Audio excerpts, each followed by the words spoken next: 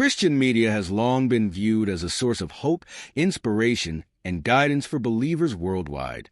However, the story of Rebecca Lamb and her husband, J.W., sheds light on a darker side of this world, a side that allegedly uses power, legal maneuvers, and financial leverage to silence dissent and protect an organization's image at all costs.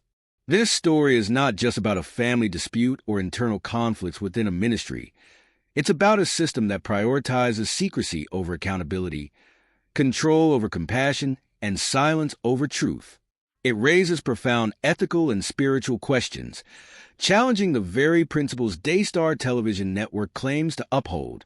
Rebecca Lamb, daughter of Daystar co-founder Joni Lamb and her husband, J.W., once stood as prominent figures within the Daystar ministry. Their roles went beyond family ties, encompassing public representation of the values and mission of the network.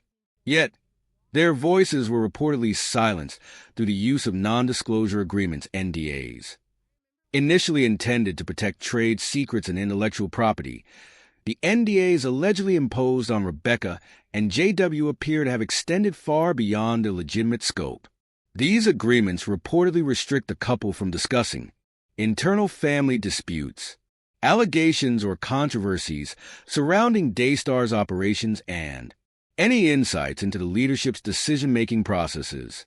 This enforced silence creates a troubling environment where transparency, a cornerstone of any faith-based organization, is replaced by secrecy and fear.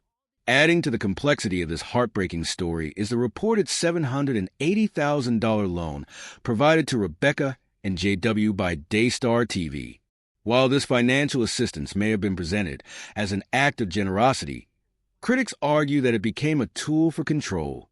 By tying the couple's financial stability to the organization, the loan allegedly created a dependency that made it nearly impossible for them to act independently or voice concerns.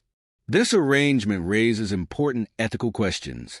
Was the loan truly an act of support, or was it a calculated move to ensure compliance? How can financial assistance from a ministry be offered in a way that empowers individuals rather than binds them to silence? Daystar's mission versus its methods.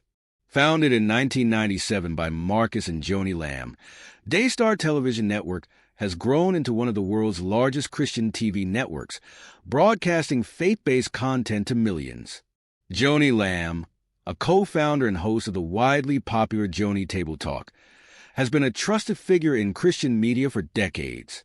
However, the allegations surrounding the treatment of Rebecca and JW paint a troubling picture of the ministry's inner workings. Sources close to the situation describe an environment where loyalty to the organization is prioritized above all else, even at the expense of personal relationships and moral accountability. NDAs, used not only to protect trade secrets but to suppress conversations about internal operations, alleged misconduct, and family dynamics. Financial ties, leveraged to ensure silence and compliance, raising concerns about the ethical boundaries of financial assistance within religious organizations. Family dynamics. Rebecca's position as both a family member and a ministry representative adds a layer of emotional complexity, making her alleged silencing even more heartbreaking. The toll on Rebecca and JW's emotional and spiritual well-being cannot be overstated. For Rebecca, the situation is particularly devastating as it involves her own family, those she trusted most to support her unconditionally. For both, the inability to share their story or speak openly about their experiences must feel like a betrayal of the principles of honesty, integrity, and faith. The silence enforced by NDAs and financial leverage not only isolates them, but also raises broader questions about the health of the ministry. How can a faith-based organization thrive if it suppresses the very voices that could help it grow and improve? Rebecca and JW's story is not an isolated incident. It's a wake-up call for religious organizations everywhere. As ministries grow in influence and resources, they must also grow in accountability and transparency. The following questions demand answers. Are NDAs ethical in a ministry setting? Should they be used to protect trade secrets, or do they cross a line when used to silence dissent? How can ministries offer financial support without creating unhealthy dependencies? What safeguards can be put in place to prevent financial assistance from being used as leverage? What role does transparency play in maintaining trust? How can ministries balance protecting their reputation with being open about internal challenges? This story is as much about the Christian community as it is about Daystar TV.